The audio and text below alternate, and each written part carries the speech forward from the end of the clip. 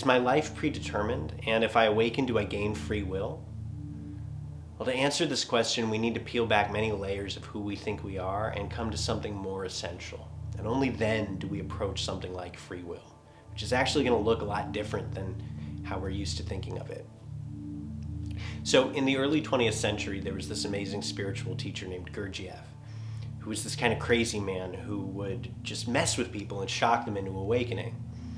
And one of his big points in doing this was to show us that, while we may think that we're so independent and free and that we have choice in all these matters, that in reality, we're like automatic machines just running these habits, and everything in our lives just happens. And, it's a pretty harsh way of looking at things. It's a pretty hardcore approach that he took, not very loving. And I think that's something that's missing from his whole approach to things. But there is a lot of wisdom in it. And if we use some of these ideas correctly, they can really help us to awaken and really help us to move more in the direction of the free will that we really want. So a great story that his disciple P.D. Uspensky tells about him in his book In Search of the Miraculous is about how Gurdjieff would, in his travels around Russia, he would take rugs along with him, and he would sell these rugs to try to make some extra money. And one day, he had set up his stall, and this woman came by and she wanted 3 rugs, and she was driving a really hard bargain. And she just kept trying to bargain him down and down and down, until eventually he goes, I'll tell you what, you can have all of these rugs for half the price you just offered me for those 3. And the lady takes a beat, and then she looks at him and she starts to bargain him down on that. Of course, he knew that was going to happen, right? And he packs up his rugs and says, I'll let you know tomorrow. Come back tomorrow. And he leaves town and never comes back. So, that's an extreme example, but in some way, we all do this kind of crap, right? I'm sure you've got your own version of it. Some kind of just unreasonable compulsion that draws you, and when you look at it, it's like, why would you ever do that, right? And in so many ways, we do this again and again and again and again. So for Gurdjieff, basically before we can even begin to move toward having any choice in anything, we have to see all of the ways in which we do this sort of stuff. And, that can be pretty hard because it pushes our identification buttons and our judgment buttons in a really big way. It's hard to do that sort of thing without becoming disgusted with yourself, without just wanting really hard to say, no, that's not me. All this sort of stuff comes up. Of course, this is one of the biggest habits of all, right? Our identification with things. We just do it. This is how the ego works. And we use judgment to reinforce it. Another habit. So if we look further into this idea of habits, right, we can see that all of nature in some way is built on habits. If we take just the eye, right, these eyes in my head, your eyes in your head, are in some way related to the very first cell that was ever sensitive to light on planet Earth. Over billions of years, eyes have developed. And there's a lineage, right? And within this sort of field of eyeballness, all eyes exist. This is an idea in biology put forward by Rupert Sheldrake. It's called morphic resonance, the idea that once something starts to happen, that this kind of creative intelligence in the universe brings forth some form. Over time, that form becomes like the world will produce more and more and more and more of it because it takes on strength. It builds over time, okay? As habits do, right? We know this in our own life as like neuroplasticity, right? These things happen on different levels. So this has happened in every level of the body, right? In biology, like all cells, right, are structured in a similar way. All cells contain DNA, right? And we can go on and on and on about that. But it holds true in our minds, our psychology, our cultures, everything. Just all of these things. If we can look at them and see them as these habits that form and build and have their own kind of existence, and stop thinking of them as something that we are in control of or we created, then we can start to relate to them in a different way. So one of the ways to do this, to start making progress in this direction, is to just be able to observe yourself. So I've talked about this in different ways before on this channel, but a really great way that we can build this muscle and also strengthen the muscle of acting contrary to our compulsions is to do this. So try this with me right now. Just stare at a point right in front of you. Let's have a staring contest. Okay? You stare at a point right in front of you, and every time you get the urge to look away, don't. So if somebody drops, a bunch of plates next to you, don't look.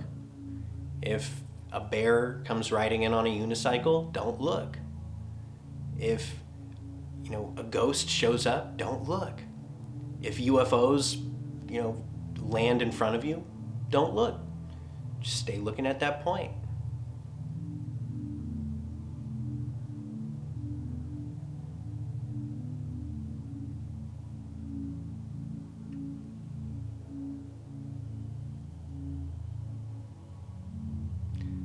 Now you notice that even as you stare at this point, you can do different things with your attention. For example, you can stare really intensely in a narrow sort of way at the point.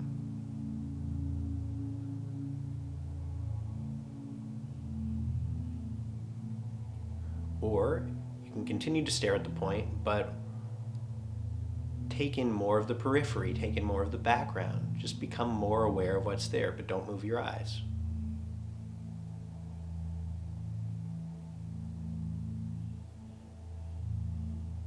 Now you can continue to stare,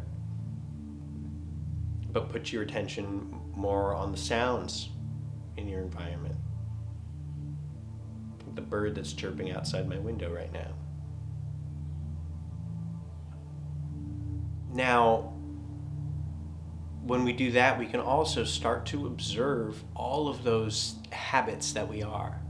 And we just brush aside the judgments, brush aside the identification, start from the basis that anything that you think is important in this matter is not important. It's just not. Period. Just let that be like your starting point. Anything that you can think, not important. Just try it. Okay? Just try it. So you focus your attention strongly, and then you allow yourself to observe. Not interpret, but observe. And so, you can see yourself from these different perspectives. Just kind of roll through them. Observe your body. Observe how your body is responding to that food you ate earlier. Observe how your body is responding to the posture that you've been sitting in. Observe how your mind is right now. Does it have a lot of thoughts? Does it have a little? Observe your emotional state. How does that connect to your body? How does that connect to your thoughts? This is not analysis. This is just watching. It's like you just take a snapshot. Boom. What's going on here? Now, if you're into astrology, as I am, I use astrology a little bit differently than a lot of people use it. Most of us use astrology to get explanations for who we are, how we are, why we are. This is my personality, what's going to happen to me. I find it more interesting to use it as a key to help me observe these kinds of patterns. Simple as that. And it also helps me tune in to that bigger cosmic wholeness. Now, this is another part, and this is part of Gurjeev's system too, as it is many kind of great esoteric systems. But I also come at it with the angle of love, right? And this is not just about astrology. This is an element kind of missing from the Gurjeev perspective that I want to bring into it now, which is crucial. I think that we can get that strong kind of willpower, self-control, observer thing. But then we can also look at all of that stuff with love. We can look at the automatic nature of the universe and all of these things that have built themselves up and spontaneously self-organized and created, and see the intelligence behind it and see the reflection of the pattern out there with the pattern within, and tune to the flow of that and tune to the beauty of that, and just approach it with a sense of appreciation for what it is, instead of a sense of disgust and like, oh, this is weighing upon me, right? It's just, wow, I want to get to know you. I want to get to know you. I want to get to know you, right? Just look at it all with love and curiosity. That is going to really help as well, because what that does, it starts to move you into your heart. And heart awareness, right? I mean, when we think about the heart, if we're thinking about it from a biological and spiritual standpoint, the heart is not just an organ that pumps blood. It's this amazing electromagnetic transmitter that's got 5,000 times the electromagnetism of the brain, and its field reaches up 10 feet above our heads, right? It expands out around us. Literally, this is measurable, like, phenomenon. This is not just something that spiritual people say. It's like scientists say this too, right? So a lot of people that would roll their eyes at a lot of the stuff that I talk about, it's like, no, this happens.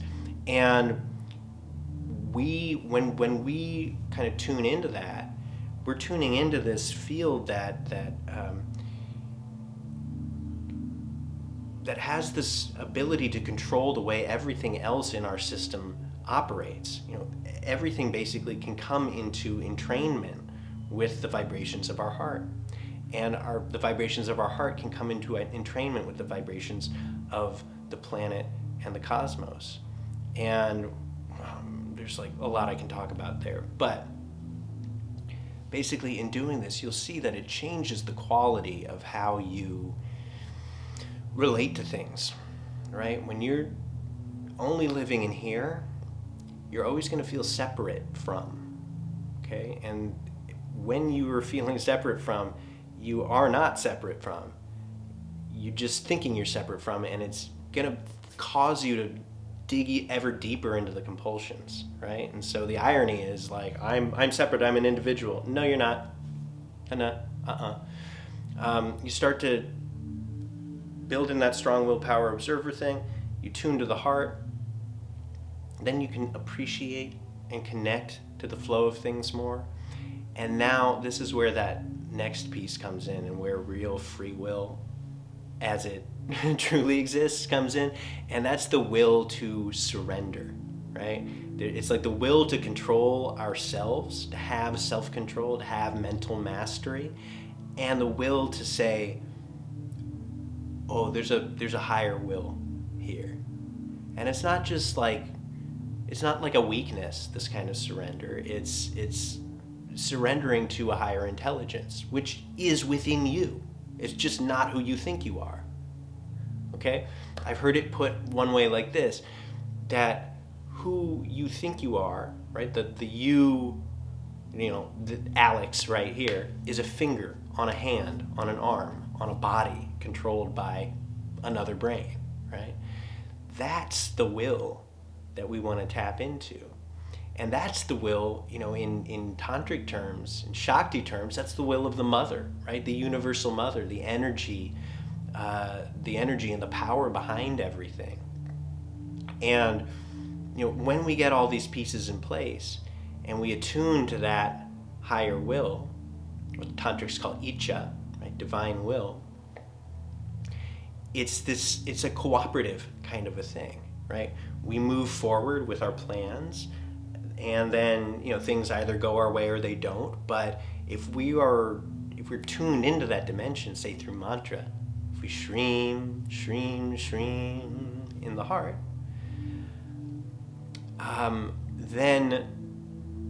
then we find that this will starts to work itself out in interesting, mysterious, playful, amazing sorts of ways in our lives. So I hope you enjoyed this. And if you have any interest in counseling with me, just check out my website, www.21stcenturyalchemy.com. Those words are all spelled out. And I look forward to hearing from you. Talk to you next time. Thanks.